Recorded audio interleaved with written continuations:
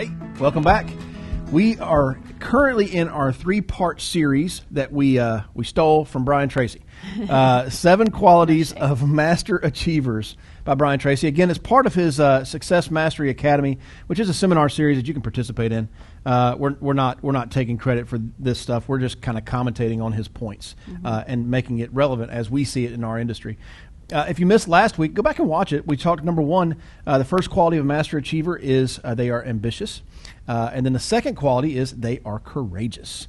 So go back and watch that or listen to it and kind of gain from that. But today we're going to kick off with number 3 quality of master achiever, according to Brian Tracy. They are committed. Yep, they are committed. I think being committed really boils down to your belief in the opportunity and the people that you are associated with. We talk a lot around here about the importance of attending all meetings. I think that this is what committed people do. They attend all the meetings because they recognize how important that is for the connection that they have with the team and the opportunity is to their future growth. So that's definitely a way that you could separate yourself today by just making that choice that I'm going to be on every single team call I have each week and every single FITS team call, and I'm going to be at all the major, the quarterly seminars and be a part of the committed. You got to lean in. It'll also help you grow in your belief in what it is that you're doing, because the deeper that you believe in the people that you've surrounded yourself with, the deeper you believe in the opportunity. Look, I believe so deeply in the insurance industry. I believe so deeply I'm so proud to be a part of this industry because it's such a unique anomaly out there. Like, you hear people talking about, we need side hustles, and we consider ourselves a side hustle. So I'm not saying that, but so many side hustles lack what we offer. Mm-hmm. And we have this awesome opportunity where you can go out there, make a very lucrative living off of, if you'll make the dials and go see the clients and serve your clients, you can just make a very lucrative opportunity where you can pay off your credit card debt. You can have the extra money you need. But the opportunity is so deep in what it offers or advanced. It's your ability to grow a business. And our story is that is our story. I mean, we came into this desperately needing an opportunity, a place to make money. We were in debt. We couldn't afford to buy cars. We couldn't afford rent. We couldn't afford electricity bills. We had credit card bills high. That was our story. You went out and made sales. Yeah. And eventually we began to build a business. And then we were able to grow a successful business. Our children have never known anything. They've never known lack in any way, and because of this business. And now we became integrity partners. So it's easy for me to sell this because I believe it deeply. Yeah. So the committed believe deeply in what they are a part of, in the opportunity. So now when I talk to somebody about what I do, it exudes from me naturally, and now they want to be a part of what I'm a part of. And that is what separates that top 20%, those top achievers, is the commitment they feel in their heart. Yeah, I mean, when I think about committed, I go back to 1999, and I'm sitting in an insurance training seminar, and this old country boy, great at insurance, he said, "Boy, you want to know the difference between committed and involved? Look at your breakfast tomorrow morning. When you look at the eggs, that chicken was involved. When you look at your bacon, that pig was committed." I just remember at that point going, that makes a lot of sense. I get it. The pig literally gave his life for my breakfast, and I'm thankful for that pig every day. Yes. But that is the thing, and you nailed it. You got to be committed that, hey, listen, what we're doing is a good thing. If we don't take care of this, maybe nobody does, and that family's living under a bridge next month. Yeah. And we got to believe that the carriers that we represent are awesome. Yeah. And we got to believe that it's a choice to believe this. If you're just getting started, it's a choice to believe that the phone script we gave you works. right? It's a choice to believe that we're going to be behind you, supporting you, encouraging you all the way.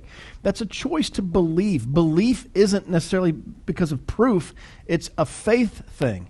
And that's what being committed is about believing that that stuff happens. Or maybe you've been at this a long time, and they say, the longer you're around a company, the more behind the veil you see, and it's really easy to get disenchanted because you see that, in fact, we're fallible. We're human. Everybody is. Everybody makes mistakes. And you see that, and you can kind of go, well, I mean, Fitz and Heather, they're not perfect. Okay, but can you believe just for a second that we want you to succeed? Right. Can you just believe that and be committed to doing the work? Anyway, we'll move on. That was point 3. They are committed. Point 4, they are professional. So often when I hear professional, or when I think about this, I hear top producers not refer to themselves as insurance salespeople. They don't talk about instead they talk about being a consultant, and a consultant is really what a great salesperson really is. Right. People ask me, "What's your sales system?" I go, "Oh man, every sales system is the same. If it's a good one, if it works, here's the sales system. You go meet somebody, you make a friend." You figure out how you can help them. That's the sales system.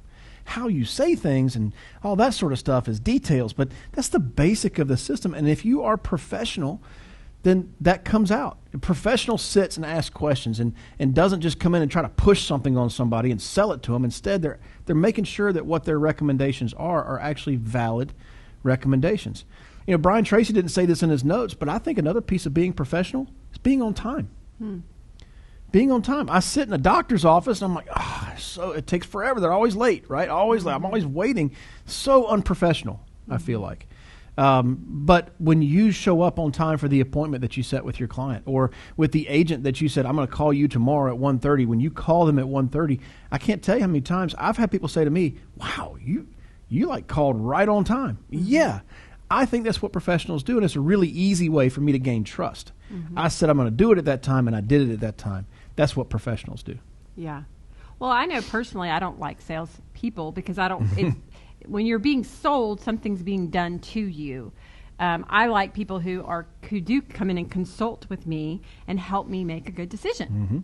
I mean, I just talked about that in the last podcast that we did. That I'm not great at making decisions. So I like people who consult me in that process, and I'm most impressed with people who are willing to admit that what they're offering might not be the best option for me. Which sounds crazy, but that's typically they sell me in that moment. I know what happened when we were interviewing where we were going to send our child to school. Our oldest child, you go in. We were looking at private schools, so they do this whole interview system. I know it sounds nuts, but they do this interview system to decide if they want you. But I'm also in there trying to decide, do I want them? Right. And I remember I was arguing with a lady, like, I don't think there's one perfect way to school a child. In fact, that would be a ridiculous way of thinking. I just think you just need to know as a parent where your kid needs to go. And she just looked at me and she said, I agree with you 100%. And I am hoping and praying for you that you make the right decision for your child. And we left there and I was like, okay, my kid can go to school there. I just got sold. Exactly. Yeah, sold. But I think too often we do attack this like we're trying to sell someone instead of trying to understand where they are and what they actually need to make sure that we are providing a true benefit to our clients. We can proudly offer so many products that it is so easy to consult and find what it is that we need. So being professional is so important. And the last thing is number 5, not last, but the last one for right now is that they are prepared. Number 5. I'm going to let you talk about this because honestly, you're much more. Well, I can remember, so back in the day, back when I was in the field, initially I was trained to use a rate guide and all sorts of stuff, do the math manually. And then soon after that, like 1999, 2000, a lot of insurance companies started using software to run the quotes, which gave us more accurate quotes. But I didn't have a laptop. I was broke. I couldn't, and I thought, I can't afford a laptop. How can I make this happen without a laptop? So many people come on board today and they're like, I need a laptop. No. You don't need a laptop. A laptop to me, now it is nice to have. I'm not going to say you shouldn't have one, but if you don't have the money, you don't need one. Instead, you're going to have to prepare ahead of time. And to me, a laptop says that you're not going to think about it and prepare ahead of time, and instead you're just going to go in and kind of wing it. Right? And so we just said you're professional and you take the consultant role. When you're meeting with somebody, you make a friend and figure out how you can help them. Well, I thought about my appointments before I went. And often the night before, I would stay up late and think, well, they might want this scenario. And I'd print up that illustration. They might, you know what, here's another scenario they might want. And I'd print up that illustration. They might want this other scenario, and I'd print up a little illustration. Now I would put little Post-it notes I'd staple the illustrations together, and I put Post-it notes on it of what that illustration was, so then I could show it. I prepared ahead of time. Now, was it always perfect? No. I mean, there are situations that pop up in an appointment. There's no way you could have prepared for it. That's why we say, when in doubt, reach out. You know, when you're with a client, it's best to go ahead and reach out to a mentor or a manager, or use our internal messaging system to reach out to the agents and say, hey, what do you do here? Right? Because things pop up. You can't prepare 100% of the time. But it speaks volumes to the client when you go in prepared. When you go in and you have thought about their situation, as far as you know what their situation is, and you're prepared with that, it speaks volumes. I still believe, maybe I'm just 45-year-old grandpa, old school, I really believe the laptop I really believe that should be the fallback position, because you didn't prepare for that scenario that just popped up. No problem. I got my laptop. We can figure it out. And eventually I did get a laptop, and this thing was like, it took 15 minutes to boot up. And it's funny. Like, I remember clients making fun of me, like, gosh, I remember one couple, they said, you need to make this sale and go buy a laptop. They were encouraging me that.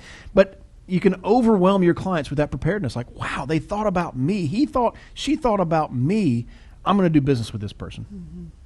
Well, we've had a mentor in our life that has said winging it is not a strategy.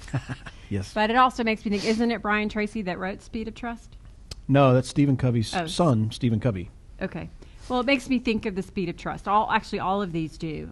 It's about building trust. All the little things you do to build trust with your clients that help you, again, move to the top 20%, being a master achiever. Yep. So, number 3, they're committed. Number 4, they're professional. Number 5, they are prepared. Hey, sounds great. We'll see you next week. Now that you know, you know.